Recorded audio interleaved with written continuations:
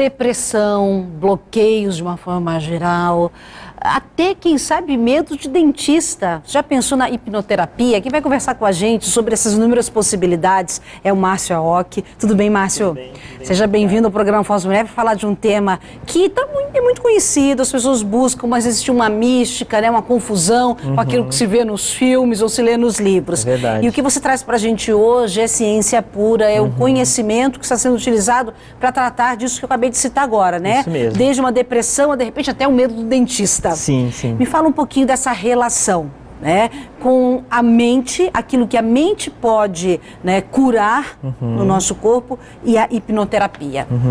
Bom, a nossa mente, basicamente, ela é muito poderosa. Ela é capaz de fazer tanto um processo de adoecimento como um processo de cura. Por exemplo, na hipnoterapia nós tratamos muitas vezes traumas. O trauma, muitas vezes, ele acontece em estado de alta concentração. E a hipnose, ele é um estado de concentração. Então, quando você coloca a pessoa num estado de hipnose, faz com que ela possa se concentrar melhor também na superação daquele problema. Então, por exemplo, eu atuo na área da psicologia, né? E muitas vezes a gente conversa com o paciente e ele tem uma área da mente dele, que é essa área mais racional, que ele vai justificando o porquê ele mantém aquele problema. Não, eu tenho esse problema por causa disso, porque minha família tinha isso. Então a gente fala que esse é o lado racional. E ele racionaliza, né? Tanto que é utilizado esse termo também na psicologia. E quando a pessoa está concentrada, se você pergunta qual é o problema, ela já vai mais direto ao ponto. Ela já fala, o problema é esse. Então, por exemplo, nessa questão que você tem de bloqueio que você veio e trouxe para nós aqui a queixa, qual é a emoção que você tem aí? Qual é a emoção que você está sentindo? Ah, parece que é tal coisa. Aí, em estado de concentração, se você falar para ela assim, eu vou contar até 3 e essa emoção vai aumentar. 1, 2, 3. Emoção aumenta. Aí ela já sente forte dentro do corpo dela, porque ela está concentrada. Então, quando você dá uma sugestão para ela, ela mesma vai produzir aquilo. Para fazer Pode falar. Porque, na verdade, muitas pessoas pensam assim, o hipnólogo, ele tem um poder, um poder. E, na verdade, não. A pessoa é que tem essa capacidade de conseguir se concentrar e entrar no estado de hipnose. Vai ficar claro para a gente, porque aquilo que você traz é um compromisso que cada um deve assumir consigo quando ele faz a opção pela hipnose, Isso. né, pela hipnoterapia. Ou seja, eu não posso deixar por sua conta, porque está tudo aqui, ó, no cérebro. Exatamente. Vamos mostrar esse esquema, né, do Gerald Kein. Isso mesmo. Porque aí, a partir daqui a gente começa a desenhar para quem muitas vezes terceiriza tudo isso.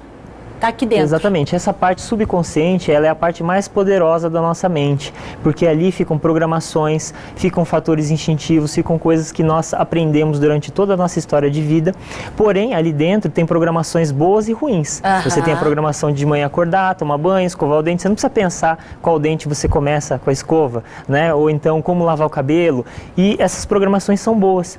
Porém, muitas vezes entram ali programações emocionais que ela não pediu. Ali no subconsciente. Assim, no subconsciente. Então, por exemplo, a pessoa fala assim, todo mundo tem seus problemas, todo mundo tem raiva, tem muitas vezes ansiedade, porém, o que nós vemos é que quando a pessoa tem uma programação dentro do subconsciente, ela não consegue se livrar. Então ela fala assim, eu não queria ser assim, mas quando eu vejo, eu já fiz. Então, muitas vezes é porque isso já está como uma programação. Ou então, às vezes a pessoa que vê o outro deprimido fala assim, sai dessa depressão, como se ele pudesse sair. Né? Porque, na verdade, a depressão é uma programação que ele, em algum momento, estabeleceu ali no subconsciente. Então, quem vê de fora, ou ele mesmo, se ele fala, nossa, é ridículo, por que eu estou deprimido? Mas é que está ali como uma programação. E como eu estava falando até com a doutora Carolina agora há pouco, né? Às vezes ela comentou, né? Às vezes a pessoa nem sabe o que é que deixa ela deprimida, porque foi uma coisa que ela fez questão de esquecer, ou foi uma coisa que aconteceu num momento de infância muito, muito antigo, então ela não lembra. Então, às vezes, ela só sabe que ela carrega aquilo há muito tempo. E isso, muitas vezes, a hipnoterapia ajuda, porque, primeiro, ela identifica a causa, segundo, ela pode ressignificar. Ressignificar por quê? Porque aquele perigo que ela aprendeu emocionalmente naquele momento, hoje já, às vezes, não existe mais. A pessoa já cresceu, já se formou na vida, já, às vezes, está até trabalhando, já está, né, numa vida que ela sempre quis, mas aquela emoção ainda está ali como uma programação. Sabotando. Exato, é como se fosse uma sabotagem, mas é algo que ela aprendeu daquela forma, né? Então, às vezes a pessoa pensa assim, eu vou... Aí ela sempre tenta usar de novo aquela parte ali, que é a mente consciente. Não, mas se eu conseguir esse carro novo, a minha vida vai melhorar. Se eu mudar esse relacionamento, a minha vida vai melhorar. Ela sempre coloca algo para o futuro. Geralmente, né? Então, a gente usa o consciente, né? Isso, a mente consciente, que é uma coisa importante também do nosso cérebro, que é a parte da racionalidade, a lógica, a tomada de decisão, força de vontade. Que parece muito bacana, né? É muito bom, porém ela não é mais forte que a mente subconsciente. Por que ela não é mais forte? Porque ela tem funções diferentes. A mente consciente, por exemplo, tem a força de vontade. A gente fala assim, não, essa semana eu vou começar uma dieta. Aí a gente chega lá pela segunda, terça-feira, já esqueceu da dieta, né? Porque a força de vontade, ela dá aquela força inicial, mas ela é menor, em termos de processamento, ela é 10% do que o subconsciente tem de força. E ali no subconsciente pode ter muita coisa envolvendo essa falta de vontade de fazer dieta. Exatamente, tem muita coisa ali. Que não é não só não consigo, Exato. Né? Ou não resisto às tentações, pode ser muitas outras coisas relacionadas. Exato, a gente costuma dizer assim que para a pessoa é como se fosse uma ciência o subconsciente. Por quê? Porque já tem todas as coisas que justificam para ela o porquê ela não consegue superar aquele obstáculo. E como é que a hipnose, né, a hipnoterapia, usando as práticas da hipnose, ela vai trabalhando nesses aspectos, né? Bom, como que a gente pode imaginar para fugir daquela visão do hipnotizador? Você falou a palavra certa. Quando a pessoa consegue imaginar, ela está utilizando o subconsciente. Algumas pessoas falam assim, que se você consegue imaginar, você consegue fazer. Aquilo que você não consegue imaginar, você não consegue fazer. Então, às vezes a pessoa fala assim, então, eu não consigo me imaginar em tal coisa, mas eu quero, né? Ou então a pessoa fala assim, eu quero ser rico. Como é que você se imagina rico? Não sei. A pessoa nunca vai ser rica, né? Porque ela não consegue se imaginar. Então, como que ela vai colocar isso como uma programação dentro da mente dela? Agora, no caso do tratamento em hipnoterapia, basicamente existem alguns tipos de protocolo que são realizados, né? Para cada tipo de problema, para cada forma como a pessoa ela entende, como ela aprendeu, na verdade, aquela emoção, o tipo de emoção que ela tem. Então, primeiramente, um protocolo que é um dos mais importantes é a regressão à causa. Porque, por exemplo, uma pessoa, por exemplo, que tem ansiedade. Aí ela não sabe por que ela é ansiosa, já fez vários tratamentos, já tomou medicamento e ela fala, eu não consigo resolver minha ansiedade. Aí ela vai fazer um tratamento em hipnoterapia. O que a gente faz com ela? Primeiramente a gente vê se ela entra em estado de hipnose, se ela consegue se engajar, né, no processo de hipnose. Conseguiu, nós fazemos ela em concentração voltar para a primeira vez que ela teve aquela emoção de ansiedade. Digamos que ela conseguiu observar que foi 1 ano de idade e ela estava no bercinho dela lá e ela começou a sentir que ela estava sozinha e ela teve aquela ansiedade. Ok, não é nada, né? Uma criança fica no berço sozinha, mas ela lembrou daquele momento. Então a gente tem que ressignificar essa emoção. Porque embora ela já tenha, por exemplo, 40 anos, a emoção não tem tempo. Então para ela vive hoje aos 40 anos a mesma emoção que ela viveu quando ela tinha 1 ano. Então, aquela sensação de abandono no berço. Aquela sensação. Aí a gente ressignifica 1 ano. Depois vai ter um momento que ela reforçou, que foi, sei lá, aos 3 anos, aos 5. Ou então um dia que ela estava lá no mercado e a mamãe deixou ela sem querer, não viu que ela estava longe e ela se sentiu de novo ansiosa. Depois aos 10 anos. Depois aos 15 num relacionamento. Depois, né, e assim vai. Então ela tem tantos reforços que para ela chega uma hora que ela assume, eu sou uma pessoa ansiosa. E ela não, só que aí ela só vai conseguir fazer essa mudança e ela fala, não, eu não quero mais ser assim. Aí se ela se posiciona, nós temos como chegar e fazer a ressignificação, que é limpar esse histórico, né? Eu posso chamar de reprogramação? É como se fosse uma reprogramação. A gente fala ressignificação porque ela tem que dar um significado diferente. Para a criança de 1 ano que ficou ali no berço sozinha, para ela é uma coisa assim que quando ela volta, ela chora igual a criança às vezes.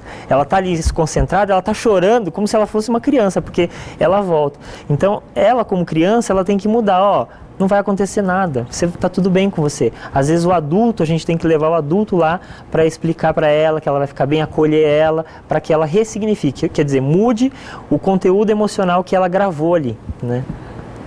Uma coisa importante é entender que esse processo, quando você fala de hipnose, quando você diz assim que a pessoa pode entrar ou não no processo de hipnose. Por que isso acontece, né, de você não conseguir entrar? Primeiramente, o que faz a pessoa não entrar é medo. O medo é o principal fator. Aí a pessoa fala, não, mas eu não tenho medo, pode me hipnotizar. Às vezes, quando você começa a hipnotizar a pessoa, vem uma emoção e ela fala, não, essa emoção eu não quero mexer. Isso é medo.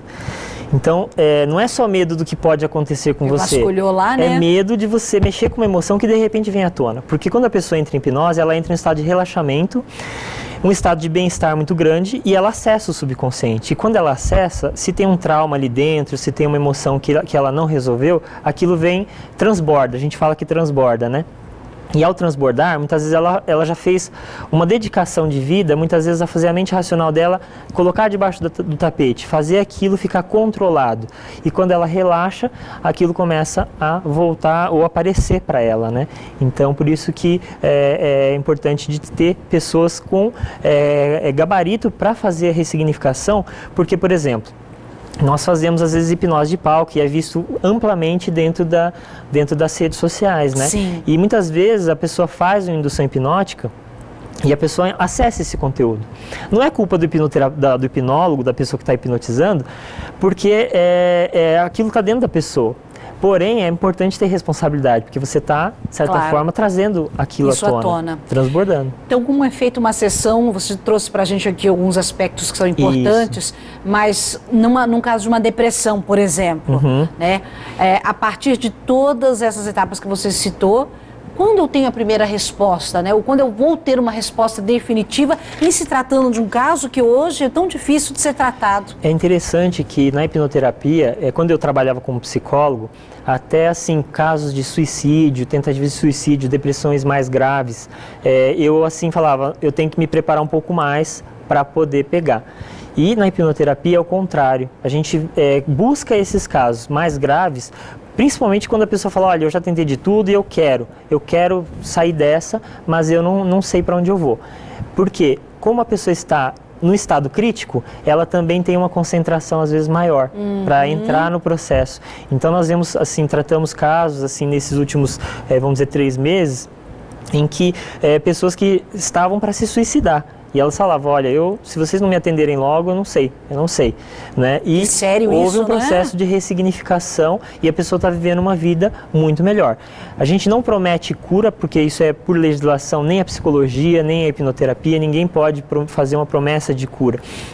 Mas a pessoa que está engajada, ela tem uma chance de sucesso muito grande, né? Porque ela já sabe o que ela quer. Então, na hora que você coloca ela em hipnose, o foco fica mais definido. Ela tem uma concentração maior e ela responde também melhor ao tratamento. Bom, eu queria encerrar com você, Márcio, falando da tua formação. Você já citou agora que você tem a formação na área de psicologia, mas para chegar a ser um hipnoterapeuta, você teve outros processos. Isso. Na hipnoterapia, primeiramente, eu comecei estudando sozinho pela internet, mas aprendendo a fazer hipnose. Mas aí chegou uma hora que eu falei, não, eu preciso ter uma certificação, chegar até uma instituição qualificar, exatamente. Cheguei a utilizar a hipnose em alguns pacientes, só para fazer aquilo que a gente chama de compounding, que é estimular coisas positivas dentro da mente, né? E aí eu fui fazer uma formação dentro da Omni, que é hoje considerada a maior formadora de hipnoterapeutas do mundo. E assim, no terceiro dia que eu estava no curso, eu fiquei muito impactado. Eu não imaginava, eu achei que eu ia chegar lá e só aprimorar algumas técnicas de hipnoterapia, porém eles já tinham protocolos prontos de vários tipos de tratamento. E esses protocolos, tanto na psicologia, né, na psicologia cognitiva, eles são muito importantes, porque eles auxiliam o hipnoterapeuta a poder fazer atendimentos mais assertivos, né, pegar já, isso aqui para depressão, então vamos aplicar esse protocolo. Respondeu, mas é rápido, porque você já faz um atendimento. Se não respondeu em 10, 15 dias, você aplica de novo, né? Então, por isso que são menos sessões também, né? São uma carga horária maior, mas é um processo como se fosse uma cirurgia, né? Então, a gente faz um tempo maior de atendimento, porém são menos, né? Menos tempo que a pessoa fica. A pessoa não fica em hipnoterapia 3 meses, 6 meses. Ela não é essa técnica, né? Na psicologia, em outras linhas, a gente tem que fazer um tratamento que vamos dizer, com mais tempo. Já na hipnoterapia, o tratamento ele é breve. Se não resolver naquelas 3 sessões, aí é encaminhado para outro tipo de tratamento mais adequado, né? Bom, já gera um interesse enorme, tenho a certeza disso, né? Quem aqui tem algum tipo, né, de situação que precisa ser resolvida, acho que já gera aí uma grande expectativa. Para você obter mais informações, a gente tem esse contato, que é da Hipno Office, né? A Hipno Office que fica ali na Avenida Brasil, a sala 5, a Avenida Brasil é um prédio? Isso, é um prédio Rio Center. 177, Isso, né? E a Lorela Casella e o Márcio Ock são hipnoterapeutas, eles atendem então na clínica de hipnoterapia e psicologia. E ali tem tratamento de fobias, ansiedade, depressão, síndrome do pânico, vícios e compulsões, dores crônicas, né? Que não deu tempo da gente falar, distúrbios do sono, alta performance esportiva e programas de emagrecimento. Então, você tem aí, de repente, mais um caminho, né? Se esse é o caminho, cabe você entrar em contato com eles. Por enquanto, nosso obrigado, Márcio. Muito obrigado.